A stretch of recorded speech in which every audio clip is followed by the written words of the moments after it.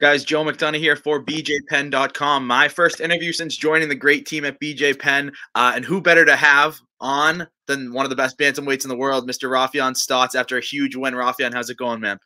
Feeling good, man. How you doing? I'm good, and it's a pleasure to chat with you. I got a bunch of things I want to ask you, but I mean, just talk to me about emotions after a win like that. The biggest one of your career to date. It feels good, man, especially like being an underdog and being counted out by a lot of people. It feels good, to come out on top. I've always been confident in myself. And I know it's because Magomed is so good that people, and I think this is the first time I've ever been an underdog, but yeah, it feels good. Absolutely. And I get asked by friends and family weekly about UFC Bellator shows. Hey, you know something, you cover it, you know something about the sport. Where's the value?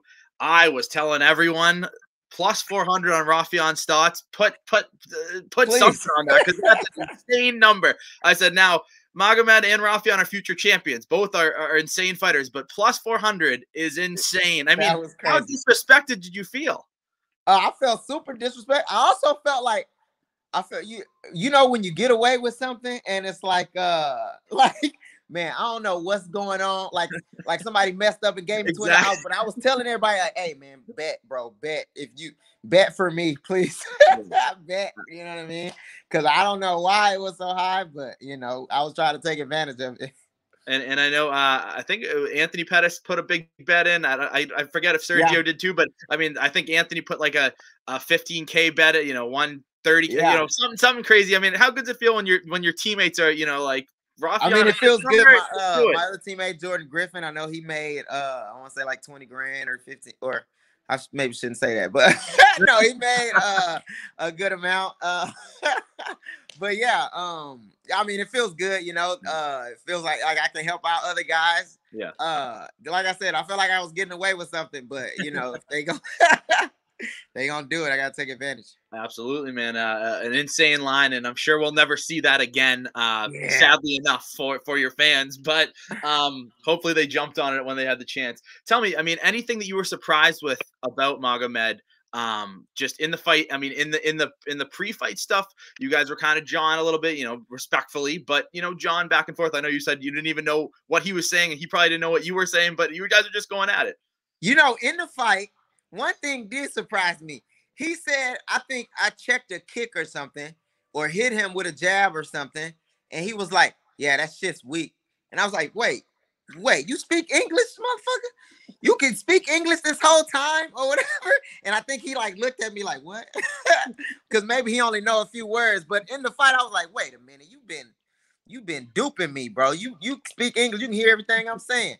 The other thing was when he was on top, he did a good job of his positional awareness. Mm-hmm. Where I'm usually able to get, people to either come too high or so I can go underneath, or go too low so I can, push them down and come up. But he did a good job of kind of controlling his position. Absolutely. And I mean, talk to me about it's been a very weird road, and a lot of us MMA fans, us hardcore fans, have always wondered when a major promotion was going to sign you, whether it was UFC, Bellator, whoever. What are they doing? Why is this guy still on the regional scene? Here we are, 8 fights after your lone loss in your career. I mean, how good does this feel in the sense of essentially being snubbed for so long, to now be top contender, arguably already should have fought for a title if it wasn't your teammate. We'll talk about that later, but all of that when people were kind of passing on you for a little bit.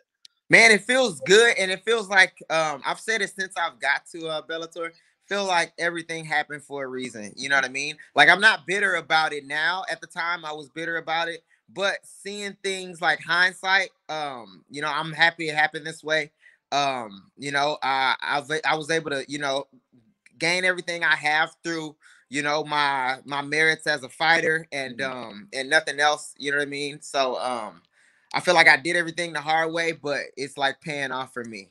Absolutely.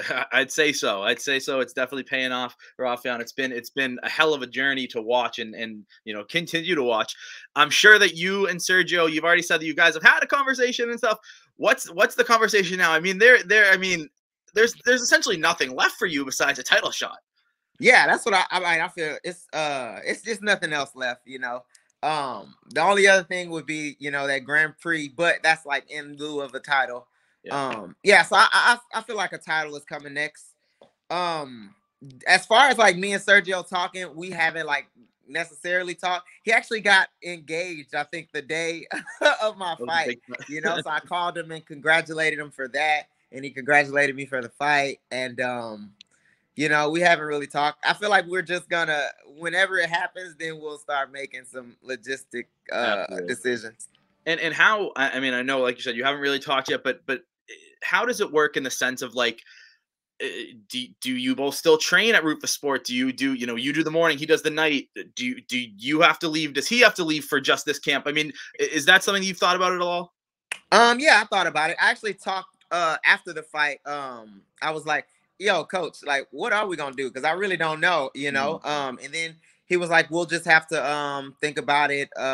Maybe we'll do different practices, maybe we'll do the same practice. I mean, I'm okay with it. I haven't talked to Serge exclusively about it, but I'm okay with training, you know, around him. You know, I don't feel like I'm gonna do anything that's gonna really surprise him. I don't feel Yeah. like he's gonna do anything that's gonna really surprise me. But one of my coaches mentioned that maybe we train together for the thing or whatever, and then as the fight is happening, we don't bring any coaches. So the coaches stay home, and we bring two teammates, and then we go out, and you know, whoever wins, and then we move on.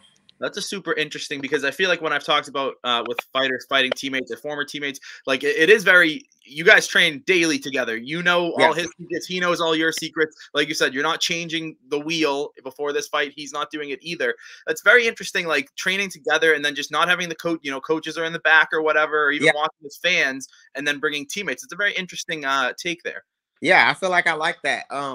Just because I know it's super stressful for Yeah. Duke. Like Duke don't even like to talk about Yeah, he's like, let's wait. it. Yeah, he don't want to talk about it. I mean, but I can understand. You know, he loves us both. We both been there for a long time. You know, but yeah. So if we could like leave him out of it, and Yeah. and like again, I gotta talk to Sergio because I don't really know what he wants to do, but I like that idea. Absolutely. And I mean, for Duke, it's a good, bad spot to be in. I mean, Yeah, it's it's a good problem to two have. of your Like we've fighters been are fighting. training, Duke have been training us to be the best, and we've been training each other, keeping each other accountable to be the best. Just so happens we did it. We accomplished it. Yeah, So now, absolutely. you know, we're gonna have to fight. An awkward spot, but a spot that I'm sure he's gonna love, because either way, one of his favorite fighters walks away a champion. Yeah, but then one of his fighters gotta lose, you know. That's very true. I mean, I'm trying Yeah. to think about the positive side, Raufeon. Yeah, we're gonna stick with the positive. Let's stick with the positive. And if that grant, I mean, have you talked to Bellator at all? Scott Coker after that fight. I mean, that was the fight of the weekend. Scott Coker after the fight had said, "We're gonna look into this." I mean, it's Yeah, what makes sense. he actually said because of Stots' performance, you know. So Yep. I would like a little credit from the other bantamweights if we do get a tournament going. You know what I mean? Like I brought this to y'all. No, but he said considering my performance, he definitely look into something next year. I haven't talked to him. But I think here in the next week I should be like up for a talk with Bellator a couple weeks. I don't know. But yeah, I'm just like kind of chilling out right now. But yeah, I think here in the next couple weeks I should know something.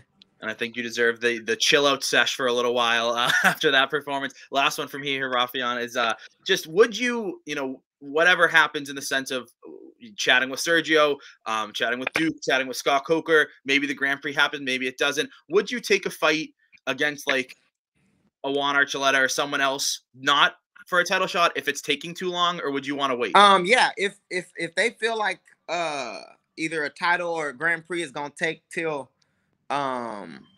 like mid next year or something, I'm definitely fighting. You know, I'm definitely, and Juan Archuleta be a good one. I'd love to fight him.